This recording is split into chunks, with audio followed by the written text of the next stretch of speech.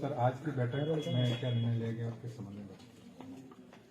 बैठक जैसा कि आप सभी को विदित भी है कि रीट प्रकरण में जो परीक्षा से पहले पेपर बाहर आ गया था, तो उसके संबंध में हम जांच कर रहे हैं और उस जांच में अनेक फरार अभियुक्तगण हैं, तो उन्हें जल्द से जल्द कैसे गिरफ्तार किया जाए, कैसे न्यायालय के समक्ष उनका जो कृत्य है उसको लाया जाए, चार्जशीट प्रस्तुत की जाए।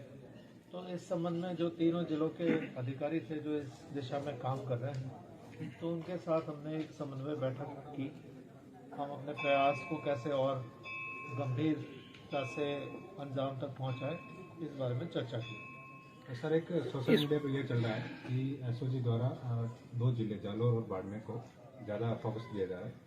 क्या जालोर और बाड़मेर के अलावा राजस्थान में अन्य जिलों में एसओजी ने कोई कार्रवाई की? बिल्कुल, हमारी जिस जिले में हमने सब जहाँ पे इसका हमें प्रभाव का पता चला था, तो वहाँ की सबकी लिस्ट बना रखी है, उन्हें चिन्हित कर रखा है और अन्य जिलों में भी हमारी जो टीम्स हैं वो काम कर रही है। सर, अब तक कितने लोगों को गिरफ्तार किया और कितने रडार पर हैं? अभी 38 अभियुक्तगण गिरफ्तार हो चुके हैं और जैसे जैसे और मुलजिम गिरफ्तार होंगे तो वो आपके उनके बारे में जो और उनके सहयोगी रहे या और अभ्यर्थी जिन्होंने इस अनुचित साधन का इस्तेमाल करके परीक्षा दी है, तो उनका पता चलेगा। सर, डीपी जारोली को गिरफ्तार किया जाएगा या उनसे कोई संबंध नहीं? अभी तक हमने कोई ऐसा अनुसंधान उनसे किया नहीं है। एक बार जब अनुसंधान कर लेंगे तो तय कर लेंगे। नहीं सर, पूछताछ के लिए बुलाया गया है? अभी तक हमारी जो दिशा है वो ये थी कि किस तरह से जो पेपर आउट हुआ उसमें कौन कौन लोग सम्मिलित रहे। अब जहाँ तक उनका क्या रोल है, इस दिशा में जब हम जांच कर लेंगे तब हम बता देंगे। सर, जालोर के सांचौर को आपने बैठक का ये पॉइंट बनाया है, तो सर क्या जान सकते हैं कि जालोर और बाड़मेर में ज़्यादा लोग हैं? नहीं, अगर आप इसको समझें तो ये इक्वी डिस्टेंट है, मतलब समान रूप से अगर जालोर से इसकी दूरी, सिरोही से दूरी और बाड़मेर से, तो तीनों जगहों से बराबर बराबर की थी, तो इसलिए हमने ये सोचा कि सांचौर में बैठक की जाए।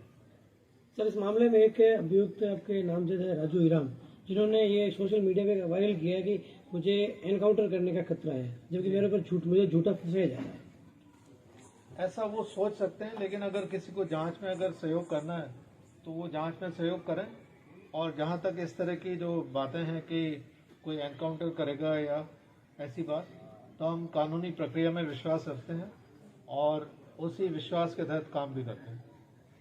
सर, रीट प्रकरण में कई राजनेता हैं और कॉन्ट्रैक्टर, इस तरह के कई राजनीतिक संगठन वाले लोग भी शामिल हैं। सर, उन तक एसओजी जाएगी? आपको एक बात बिल्कुल स्पष्ट कर दूं, अगर किसी व्यक्ति का इसमें पेपर किस प्रकार से आउट हुआ और उसमें कोई एक्टिव सहयोग पाया गया तो उसे गिरफ्तार किया जाएगा। सर, आज की बैठक के मुख्य एजेंडा और अधिकारियों को 3 जिलों के पुलिस अधिकारी मौजूद रहे, तो क्या मतलब किस उद्देश्य को लेकर क्या निर्देश जारी हुए? नहीं, दिशा निर्देश तो वही, हमने तो आपको पूर्व में ही बताया कि समन्वय बैठक थी, आपस में कोऑर्डिनेट कैसे करें।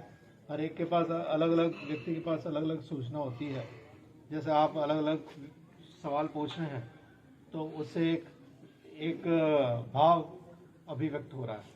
उसी तरह से हम सब ने बैठ के एक दूसरे के विचार जाने, कौन क्या कर रहा है और उसको हम कैसे हमारी ओर से क्या सहयोग दे सकते हैं, या मैं उनका कैसे सहयोग कर सकता हूं, या वो मुझे क्या जानकारी दे सकते हैं, इस बारे में बात की। सर, एक दिन पहले ही पेपर लीक हो गया था, एसओजी ने बताया, तो कितने अभ्यर्थियों तक पहुंचने की आशंका एसओजी को अभी तक लगी है? ये सवाल हमारे मन में भी है और इसको हम निरंतर एड्रेस भी कर रहे हैं और इसकी तह तक जाने की ही कोशिश कर रहे हैं, और वही एक प्रयास था जिसके तहत आज हमने ये बैठक भी की। Thank you. धन्यवाद।